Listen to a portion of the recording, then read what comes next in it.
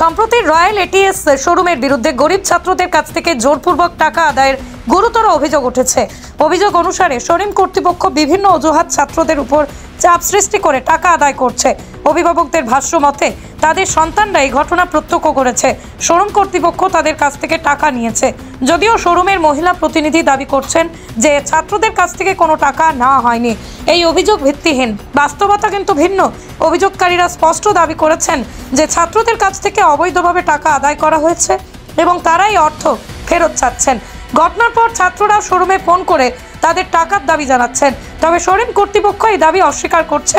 Phone কলগুলোকে ভিত্তিহীন বলেই অভিযোগ কর্তৃপক্ষের। আমরা ডিস্ট্রিবিউশনের সময় স্টুডেন্টদেরকে বলেছিলাম যে আমরা জাস্ট জিজ্ঞেস করেছিলাম ওনাকে যে আপনারা কি অ্যাসেসরিজ নেবেন না নেবেন না। যারা নিতে চাইছেন না তাদেরকে আমরা গার্ড বা অ্যাসেসরিজ ছাড়াই আমরা দিয়েছি, 1 টাকা ছাড়াও দিয়েছি বিনামূল্যে। আজ পর্যন্ত আমরা 75 জন স্টুডেন্টকে ডেলিভার করেছি গভর্নমেন্ট স্কুটার। ওদের মধ্যে 35 জন স্টুডেন্ট উইথ অ্যাসেসরিজ নিয়েছেন, নিজের স্ব ইচ্ছায় নিয়েছেন। ওদেরকেই আমরা 3,500 বলেছি এইটার দাম, ইভেন ওইটার রিসিটও দিয়েছি। আর পাশে যে বাকি যে 25 জন স্টুডেন্ট আছেন ওরা সব উইদাউট অ্যাসেসরিজ 1 টাকা ছাড়া বিনামূল্যে স্কুটি নিয়ে গেছেন। কাজেই 50% স্টুডেন্ট এরকম গেছেন যারা বিনা অ্যাসেসরিজ নিয়ে গেছেন, একদিনে একই সাথে ডেলিভারি নিয়ে গেছেন। তো আমাদের বিরুদ্ধে যে এলিগেশনটা এসছে যে আমরা সরকারি স্কুটি বিতরণের জন্য 3,500 করে চার্জ করছি, এটা কমপ্লিটলি মিথ্যা। এটা পুরো মিথ্যা, আমাদেরকে ফাঁসানোর চেষ্টা করা হচ্ছে, পুরো মিথ্যা জিনিস এটা স্প্রেড করা হচ্ছে। এই ঘটনা সমাজের জন্য অত্যন্ত উদ্বেগজনক।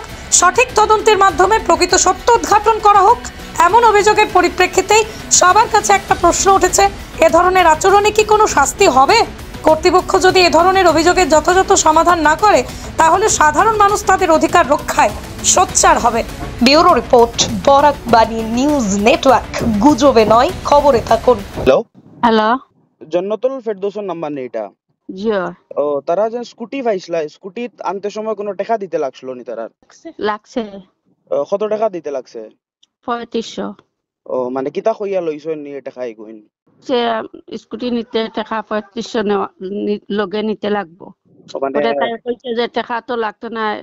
এনসি প্রিন্সিপাল স্যারে কইছেন কোনো টাকা নাই, কইছে টাকা লাগবো। এটা আমরা গার্ডউড লাগাইয়া দিছি, গার্ডউড আপনার ওপেন করিয়া কলতা দেওয়া, এর কারণে টাকা লাগবো। আপনারা গার্ড আনাত রাজি আসলা না? তারা জুড়ে আনাইছেন কি না?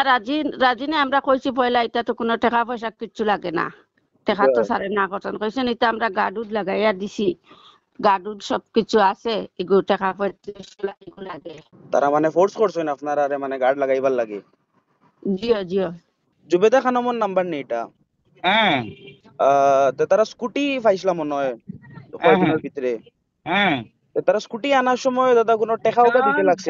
স্কুটি আনার সময় তো গার্ড সার্ট ওটা লাগানির লগে 3,500 টাকা তারা নিচ্ছে। আপনারা মানে লাগানির লাগি নাও কষলা নিবা কিছু? আমারে ফোন করে কইছে 3,500 টাকা লইয়া আইও। আমি কইলাম তো না দিলে তো বালা আসলো, এটা তো আমরা লাগাইলাম না, এটা লাগানি হয়ে গেছে, 3,500 লইয়া আইও। পরে তারা গেছে, যাওয়ার পরে তো 3,500 লই লিছে। আচ্ছা আচ্ছা, কোন শোরুমটার নাম কইতে পারবেন দাদা?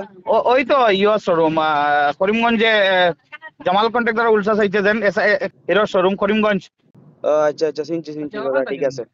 ইতায় যা মানে খিতা কইতাম আরে কমপ্লেইন ইতার কইলে শেষ নাই।